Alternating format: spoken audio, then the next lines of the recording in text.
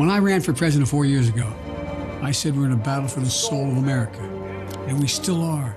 Joe Biden's age was already a huge concern, even before he launched his campaign for re-election. Let's finish this job. I know we can. But his team shrugged it off. Donald Trump lost 2 debates to me in 2020. And since then, he hadn't shown up for debate. Now he's acting like he wants to debate me again. Well, make my day, pal. I'll even do it twice. He confidently challenged Donald Trump to a debate, thinking it would boost his support. It was a total disaster that set off panic inside his party.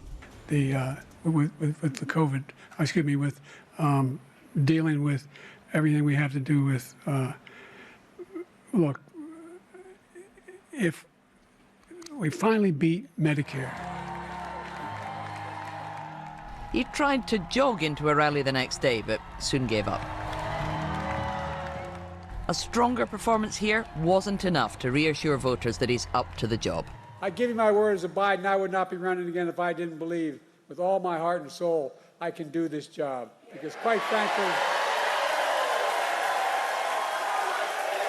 the stakes are too high. Because of the high stakes, every stumble, like falling over a sandbag on stage last June, caused alarm. Despite the slips and the spills, the Biden campaign dismissed as bedwetters anyone who said concerns about his fitness could lose him the election. He hoped the odd gag could kill the problem. The 2024 election is in full swing. And yes, age is an issue. I'm a grown man running against a 6-year-old.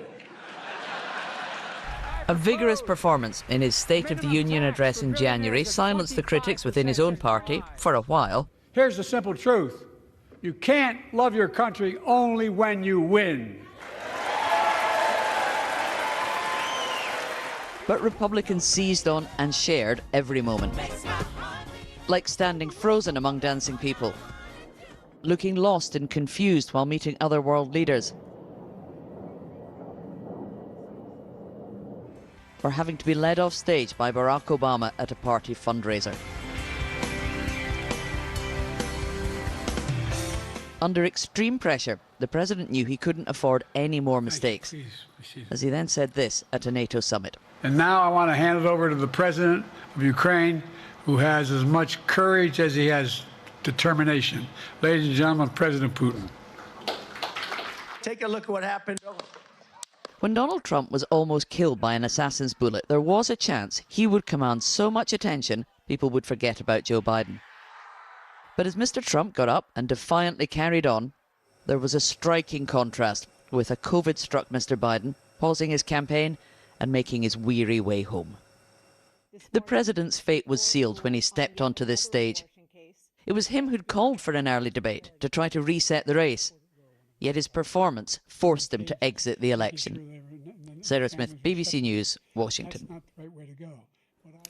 Well, and a great number of tributes being paid to the presidency of Joe Biden. And the latest one is a statement from President Bill Clinton and Secretary of State Hillary Clinton. They've issued this on their X feed.